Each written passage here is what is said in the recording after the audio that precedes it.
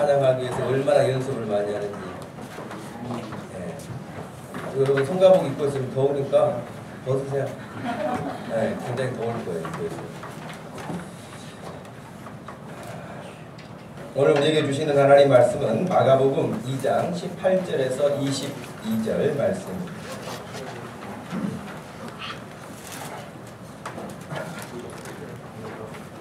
마가복음 2장 18절에서 22절 말씀을 찾으셔서 함께 읽겠습니다.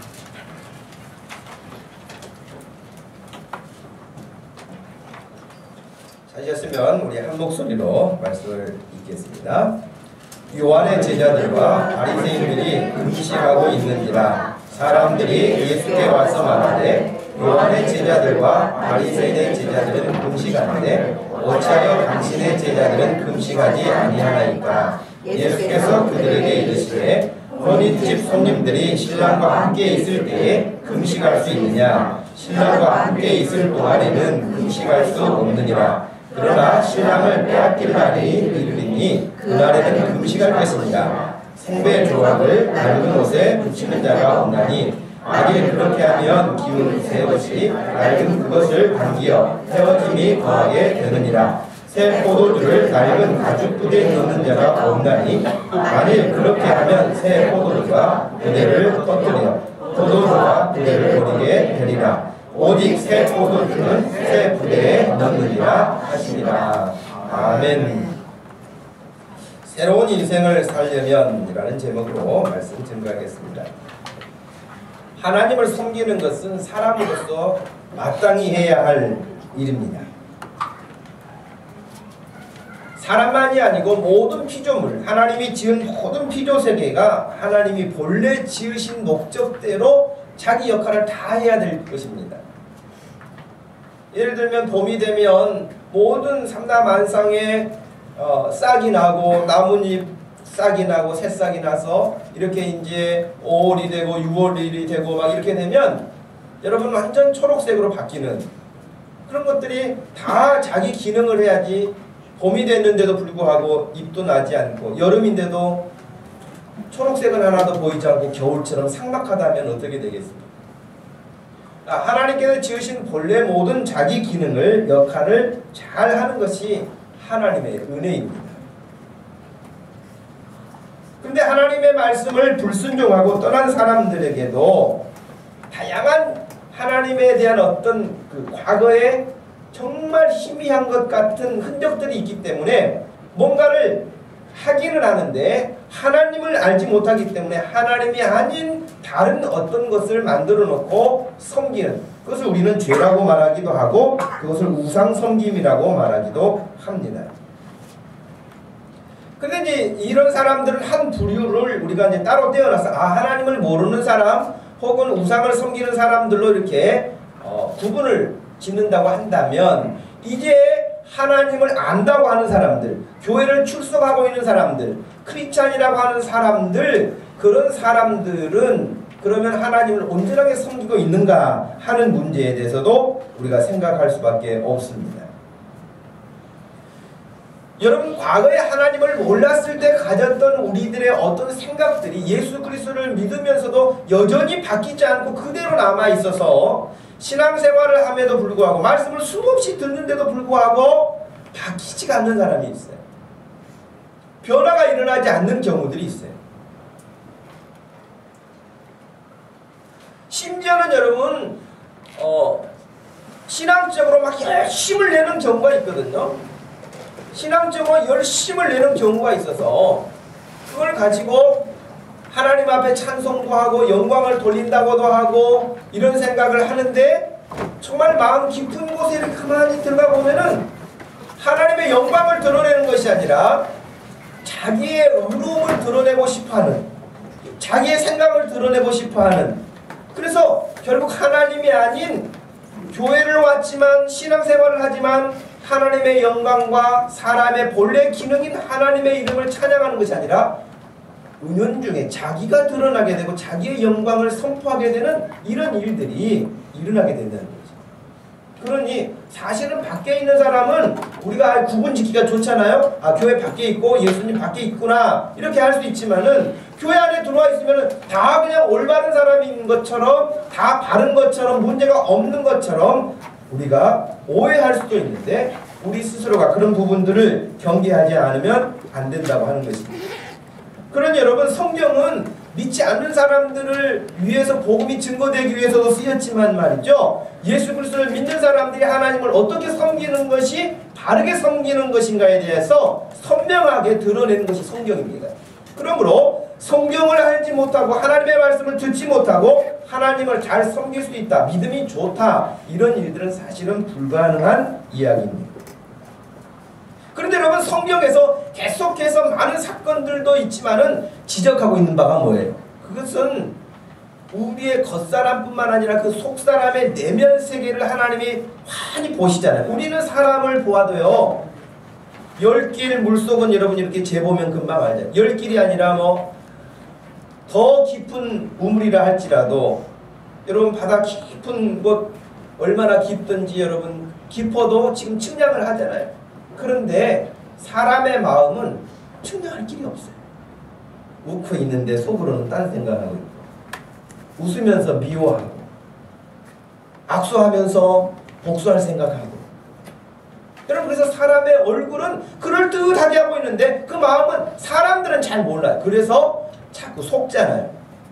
속는데, 최근에 어떤 조사에 의하면 서울 시민들은 모르는 사람과 처음 인사하고 이런 관계를 설정할 때에 믿지 않는다라고 하는 숫자가 점점 높아져서 불신 사회가 된 거예요. 이 서울이 믿을 수가 없는 사회가 된 거예요. 근데 여러분, 하나님은 너무나 환하게 알고 계시잖아요.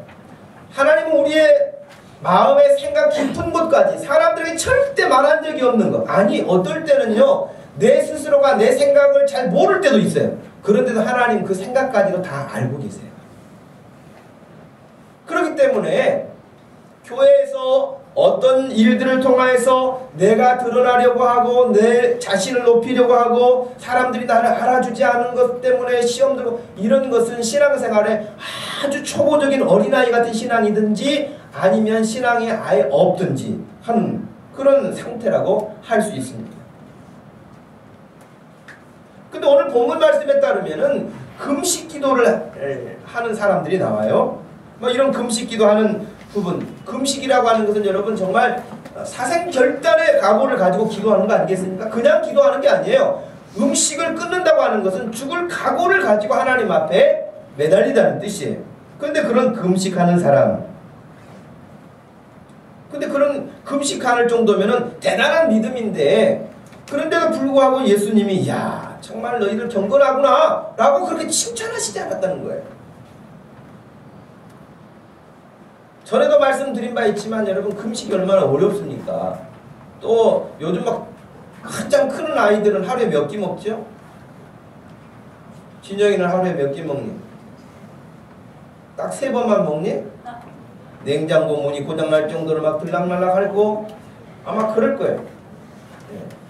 아이들이 학교에서 다 점심을 먹고 오지만 집에 와서 밥을 또 먹어요. 그래 하루에 몇 끼를 먹는지 모르겠어, 우리 집에 사는 누구도. 네. 그런데 여러분, 그렇게 먹어도 되는 아이들에게 금식을 시켜봐요. 이것처럼 힘들고 어려운 일은 없을 거예요. 그러니 금식한다는 게 결코 쉽지가 않습니다. 저도 금식에 대해서는 그렇게 자랑할 것도 없고 금식에 대해서는 능력이 없어요. 저는 막 40일 금식했다는 사람들 보면 일단 존경해요. 존경이 아니고 40일을 금식했는데, 또 40일 금식하다가 여러분 돌아가신 분들도 꽤 많아요. 근데 어찌됐든 40일을 금식했다고 하니 대단한 거 아니겠습니까? 그런데 저는 3일 금식해도 주님이 생각나는 게 아니라 먹을 게 생각나서 금식을 못하겠어요. 금식하면은 주님 이제 뭐 음식도 맛있는 것도 다 이제 음식이 안 들어가니까 사람이 힘이 없잖아요. 힘이 없으니까 이제 그냥 순해져야 되잖아요. 순해지면은 주님만 바라보고 이래야 되는데 그저 힘도 없고 그냥 눕고 싶고 먹고 싶고 3일 작정했으면 3일 빨리 지나갔으면 좋겠고, 근데 이게 무슨 금식이겠어요? 그죠? 그러니 어떻게 하라고요? 금식을 해야 될 때도 있지만 평상시에는 여러분 너무 금식하려고 하지 말고 열심히 먹고 힘나가지고 와서 주여하고 주여 삼창하고 부르짖어야 돼. 주여 살려주십시오. 응답해 주십시오. 말씀해 주십시오. 이렇게 하나님 앞에 힘을 내서 기도해야지. 와가지고 자는 것 반틈, 눈 떴다 반틈 끄다 가가지고 무슨 기도가 되겠어요? 여러분 금식을 하실 필요가 있을 때는 하십시오. 그러나 평상시에는 열심히 먹고 힘내서 기도하시길 바랍니다. 네. 할렐루야. 다른 때보다 나아면서 확실히 큽니다. 예. 그러니까 그렇게 금식을 해야 되는데 지금 여기 오늘 본문에도 보니까 금식을 하는 사람들이 나타났어요. 이 사람들은 전통적인 유대 생활에 따라서 일주일에 2번씩 월요일하고 목요일에 금식을 하는 사람들. 유대인들은 그렇게 금식을 했어요. 구약 성경에 꼭 그렇게 금식하라는 법이 나와 있지 않습니다. 월요일에 금식해라, 일주일에 2번씩 금식해라 이렇게 나와 있잖아요. 그런데 이 바리새인들은 어떤 사람들이냐면 출애굽기 19장 5절과 6절 말씀 이 세계가 다 내게 속하였나니 너희가 내 말을 잘 듣고 내 언약을 지키면 너희는 열국 중에서 내 소유가 되겠고 너희가 내게 대하여 제사장 나라가 되며 거룩한 백성이 되리라 하신 이 말씀을 마음에 새겨서요. 자기들이 하나님의 제사장 나라와 같이 되기 위하여서 스스로들이 금식하는 법을 정한 거예요. 하나님이 일주일에 2번씩 금식하라 그렇게 말씀하지 않으셨어도 자신들이 마치 제사장들처럼 하나님을 섬겨야 된다고 하는 그런 의무감 때문에 이 바리새인들이라고 하는 사람들은 그 당시에 중산층에 해당하는 사람들이었는데 이 사람들이 그렇게 열심을 내서 하나님을 섬겼던 것이에요.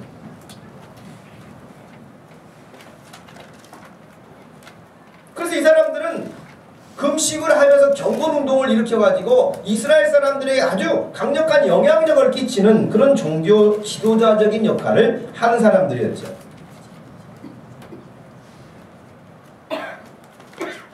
금식을 하도 이 사람들은 얼마나 철저하게 금식을 하는지 지금 음식에 대한 부분들을 그냥 잠깐 굶고 시간만 넘기고 하는 그런 정도가 아니라 정말 철두철미하게 시간 딱 지나면은 음식을 입에 대지 않고 하는 그런 금식을 하는 사람이었습니다.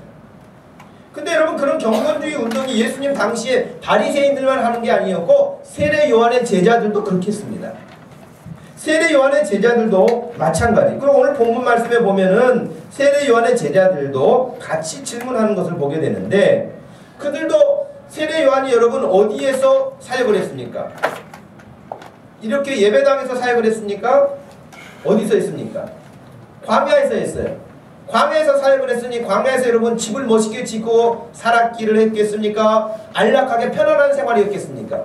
그러니 굉장히 불편한 생활을 하고 있었어요. 그래서 세례 요한이 강력하게 외쳤던 것이 회개하라! 하나님의 나라가 가까이 왔다! 그러면서 일으켰던 운동이 세례 운동이에요. 세례. 그래서 사람들이 세례 요한에게 와서 요단강에 가서 물에 들어갔다 다시 올라오는 이런 의식을 통하여서 정결운동, 세례운동 이런 경건운동을 바리새인들만 하는 게 아니라 세례 요한도 했던 것입니다.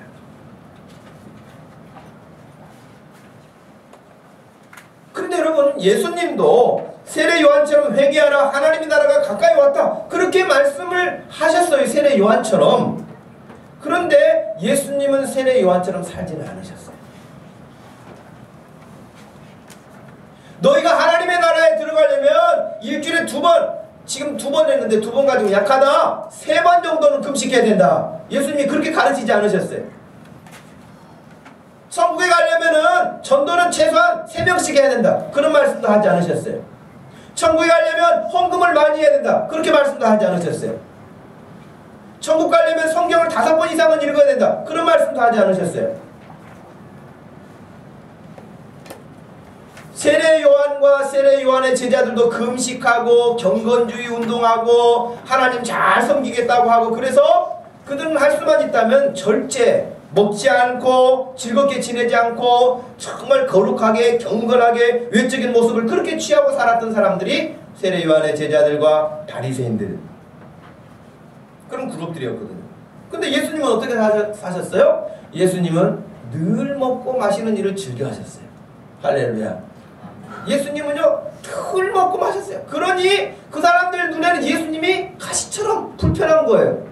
아니 자기들처럼 열심히 금식을 하시든지 아니면은 음식을 절제하시든지 아니면은 죄인들이라고 하는 세리라고 하는 사람들하고 어울리지를 말든지, 근데 자기네들은 절대 같이 친구하지 않는 세리들, 창녀들, 죄인들 뭐 이런 사람들하고 예수님이 가서 음식도 마시고 음식만 드시는 게 아니라 막 호탕하게 막 웃으시고 같이 친구처럼 지내시고 이러니까 얼마나 불편해했는지 몰라요.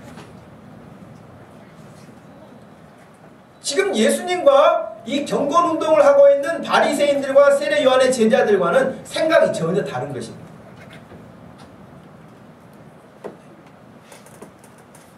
우리가 이걸 생각한다면 오늘 본문 말씀을 통해서 몇 가지 우리가 정리해야 될 것이 있습니다. 그것은 우리의 생각의 어떤 변화, 우리가 정말 새로운 인생을 살려고 한다면 우리 삶에 무슨 변화가 일어나야 되는데 그 변화의 첫 번째가 본질에 충실하는 것입니다. 본질에 충실하는. 오늘 금식하는 이 사람들, 여러분 금식이라고 하는 게 뭡니까? 말씀드린 것처럼 자기가 하나님 앞에서 결단을 내리는데 아주 크게 결단을 내려서 음식을 먹지 않으면 죽게 되는데 죽음을 각오하고 하나님 앞에 매달리는 거 아니겠습니까? 그러니 그렇게 금식하는 사람은요 절대 다른 사람 말하지 않습니다. 진짜 기도 많이 하는 사람은요 다른 사람 말하지 않습니다. 그런데 믿음이 건강하지 않거나 아직 어린아이 같거나 그런 사람은요 기도 많이 할수록 자꾸 다른 사람이 보이는 거예요. 자기가 그냥 어렵게 새벽기도 나와봤더니 다른 집사님들이 안 나오는 게 보이는 거예요. 이 사람은 아직 신앙이 어린 사람이에요. 그죠? 사람들이 나오든 안 나오든 내가 하나님 앞에서 내가 받은 은혜가 있고 내가 하나님 섬겨야 될 어떤 일이 있고 그래서 내가 하나님 앞에 열심히 기도하는 거예요. 그냥 기도는 그것이지, 기도를 자기가 좀 열심히 하니까 기도 안 하는 사람이 눈에 보이고 들어와서 아 누구는 기도하지 않는다, 내가 누구보다 더 기도 많이 한다, 뭐 이런 자랑하는 것은 기도하고 아무 상관이 없는 거예요. 그래서 저희 신학교 때 그랬다니까요. 어떤 교수님이 교회는 권사님들 가운데 아주 기도를 오래 하는 권사님들이 계시는데 목사님을 이겨 먹어야 직성이 풀리는 권사님들이 계신다는 거예요.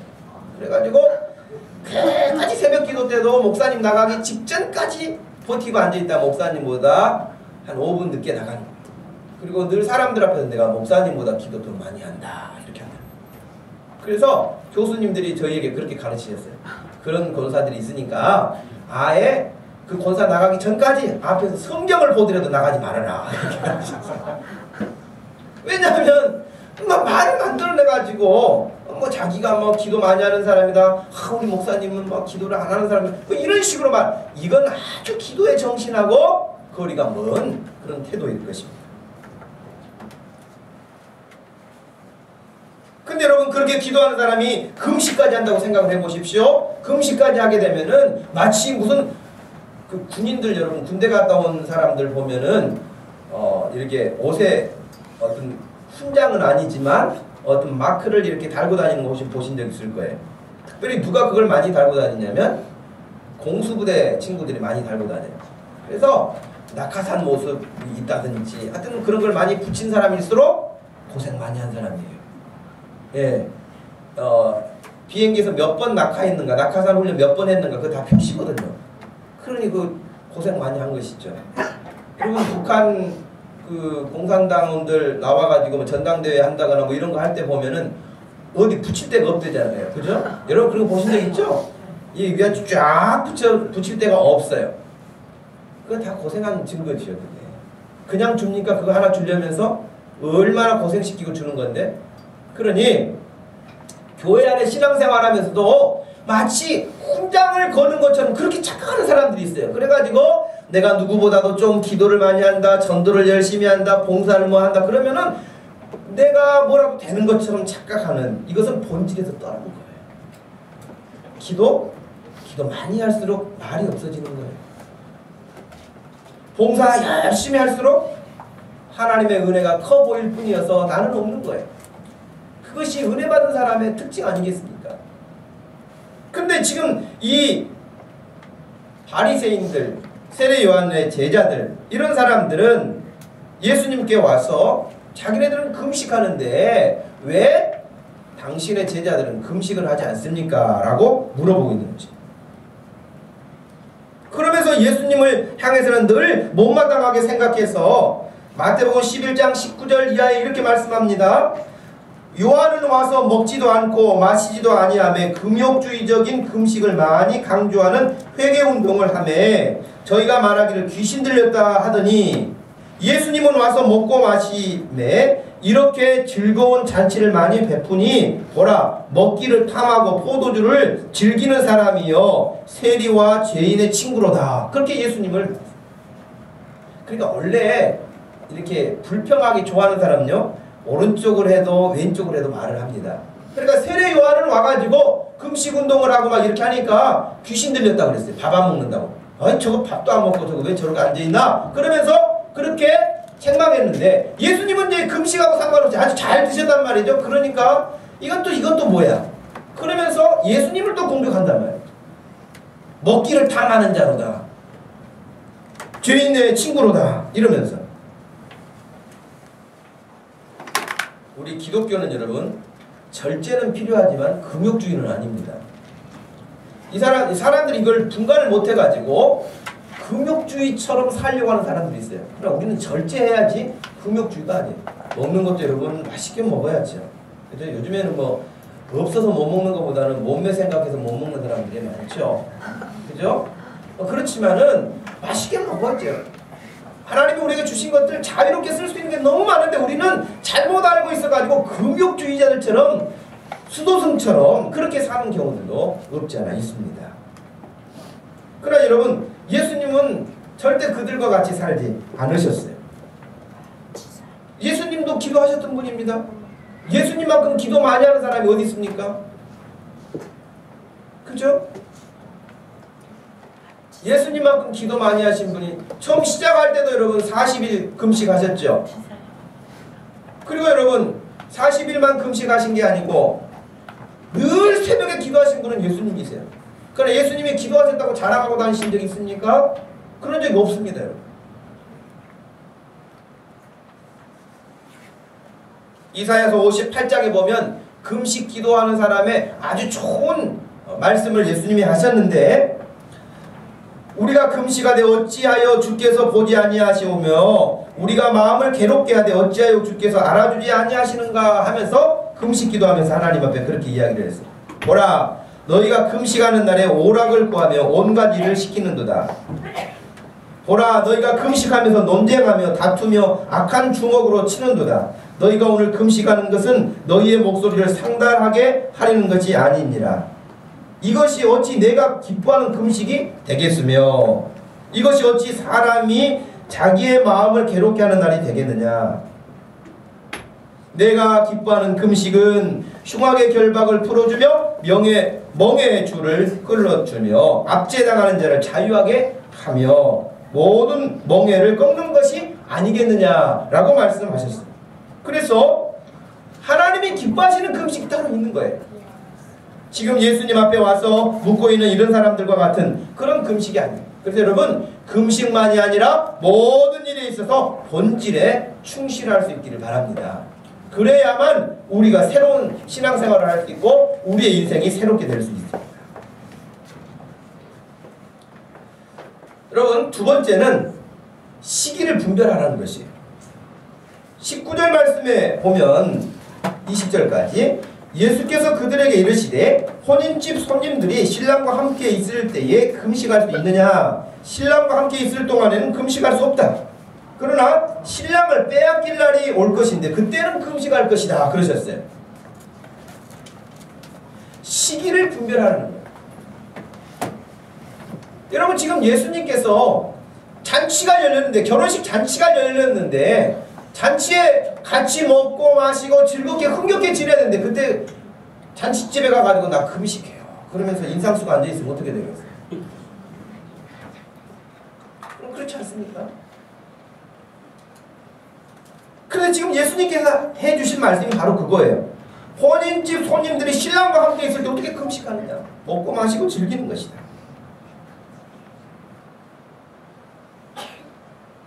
마태복음 16장 1절 말씀 이하에 바리새인과 사두개인들이 와서 예수님을 시험하여 하늘로부터 오는 표적을 보이기를 청하니 예수께서 대답하여 이르시되 너희가 저녁에 하늘이 붉으면 날이 좋겠다 하고 아침에 하늘이 붉고 흐리면 오르는 날이 굳겠다 하나니 너희가 날씨는 분별할 줄 알면서 시대의 표적은 분별할 수 없느냐? 라고 반문하셨어요. 그러니까 시기적으로 분별해야 돼요.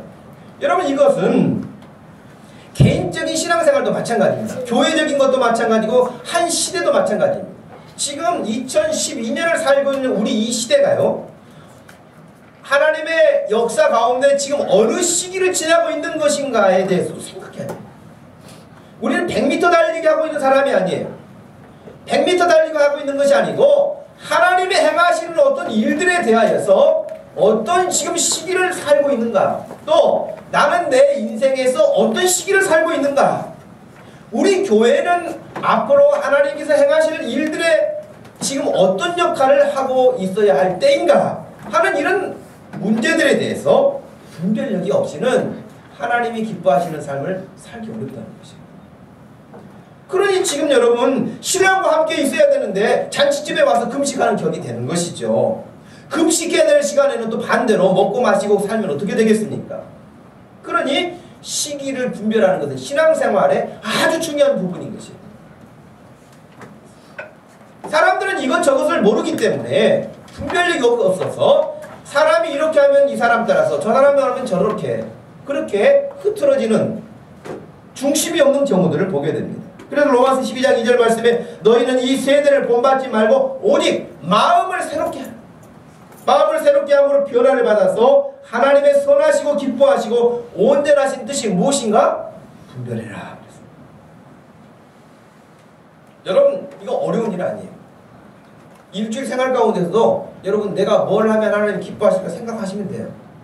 근데 여러분들이 도무지 분간이 안 될 만큼 그렇게 미련하거나 그렇게 지식이 없거나 그렇다고 생각하지 않아요.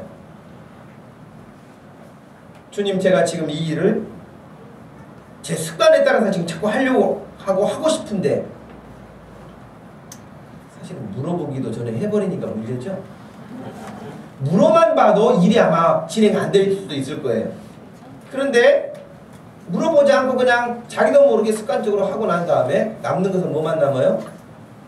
후회만 남죠. 이러는 거예요. 그러니까 여러분 항상 지혜롭게 살려면 일을 하기 전에 먼저 하나님께 한번 여쭤보십시오. 그래서 분별하십시오. 고린도전서 2장 13절 말씀에 우리가 이것을 말하거니와 사람의 지혜가 가르친 말로 아니하고 오직 성령께서 가르치신 것으로 하니 영적인 일은 영적인 것으로 분별하느니라 그랬어요. 그러니까 하나님의 일을 감당하는 데 있어서도 성령님이 하시는 일이기 때문에 우리가 성령 충만하지 않고는 분별력이 없어요. 내가 해왔던 습관, 내가 해왔던 어떤 방법, 내 경험, 이것이 내 신앙생활의 중심이 되지 하나님의 말씀이 중심이 안 될 수도 있다고 하는 것입니다. 히브리서 5장 14절 말씀에서도 보면은 단단한 식물은 장성한 자의 것이니 저희는 지각을 사용함으로 연단을 받아 선악을 분별한다 그랬어요. 믿음이 자라서 건강한 신앙이 되면 분별력이 생겨요. 분별력이 생겨서 옳고 그름에 대한 것도 판단하게 되죠.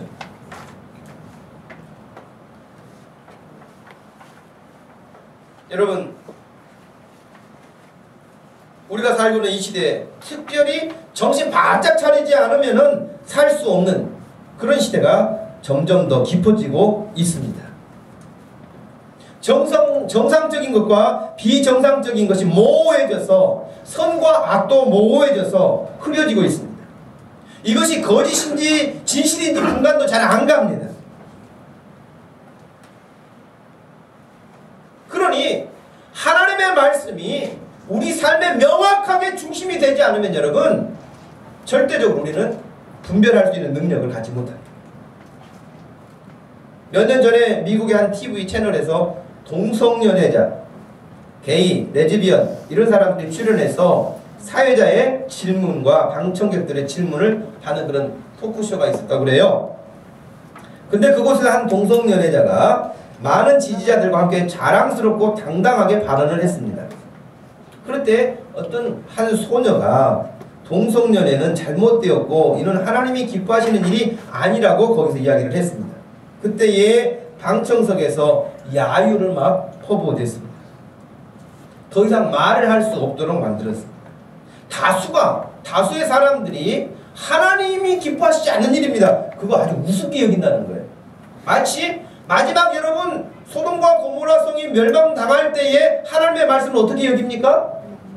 농담으로 여깁니다. 롯의 사익감들 그 두 사람에게도 구원의 초청장을 보냈잖아요. 그런데 그것을 농담으로 여겼어요. 이 시대에도 여러분 하나님의 말씀을 너무 우습게 생각합니다. 농담으로 여깁니다.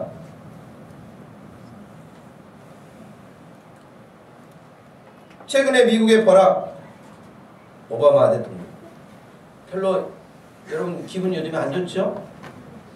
옛날에는 버락 오바마 그러니까 굉장히 어감도 씩씩하게 보였는데 요즘에는 버락 기분이 안 좋아요. 이 동성연애를 지지하고 아마 대선을 지금 다시 치르려고 하면서 그 어떤 계산을 가지고 했겠죠. 그냥 하진 않았겠죠. 아니면 자기가 본래 그런 기질이 있는 것인지는 모르겠지만은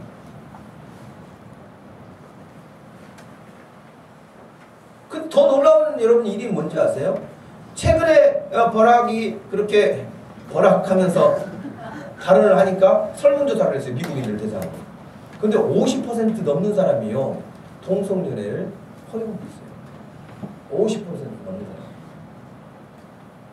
여러분 머지않아서 남자와 남자끼리 결혼한다고 어머니 제가 결혼할 남자입니다. 그러면서 데리고 온다든지 딸이 아빠 내가 결혼할 여자야 그러면서 데리고 온다든지 이게 희한한 세상이 금방 옵니다. 금방. 지금은 웃고 있죠. 그런데 나중에 그런 일이 온단 말이에요.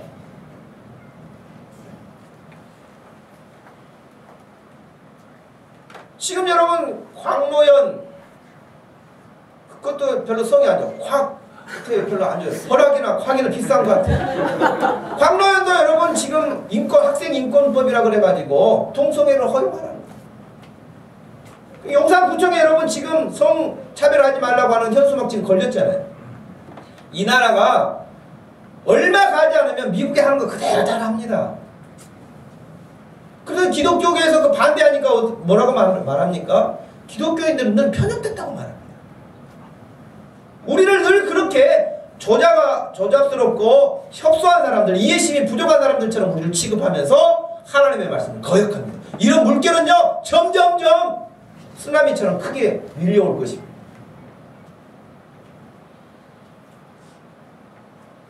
우리에게 하나님의 말씀이 없으면 분별력이 상실됩니다. 차라리 이런 일들에 대해서는 우리가 쉽게 분별할 수 있지만 사단이가 우리에게 아주 교묘하게 이쪽도 저쪽도 분간하기 어려운 문제들을 가지고 와서 우리를 유혹하고 넘어지게 합니다. 그렇기 때문에 여러분 신앙생활하는 데 있어서 여러분이 넘어지지 않는 방법 가운데 하나가 있는데 그것은 물론 하나님의 말씀을 잘 배우는 일이에요. 그리고 말씀을 잘 배우는데도 불구하고 늘 연약하죠. 그럴 때는 항상 교회 목회자의 지도자에게 물어봐요. 절대적으로 물어봐야 됩니다. 대부분 사고치는 사람들이 누구냐면 목회자하고 묻지 않고 자기 스스로 잘남과 똑똑함에 빠진 사람들은 이단들이 가르치는 것에 무슨 큰 진리라도 깨달은 것처럼 가서 고개 끄덕끄덕하고 앉아있어요. 미련한 것이죠. 마지막 세 번째로 여러분 본질에 충실하고 시기를 분별할 뿐만 아니라 지나간 일을 버리라는 거예요. 고린도서 5장 17절 말씀이 무슨 말씀입니까? 누구든지 그리스도 안에 있으면 새로운 피조물이다. 새로운 피조물이라고 하면서 이전 것은 지나갔다는 거예요. 지나갔다는 거. 보라 새 것이 되었다 그랬거든요. 여러분 오늘 21절 말씀 보니까 생배 조각을 낡은 옷에 붙이는 자가 없고, 만일 그렇게 한다면 꿰매는 그것이 낡은 그것을 새 것이 당겨가지고 더 심하게 찢어지게 된다.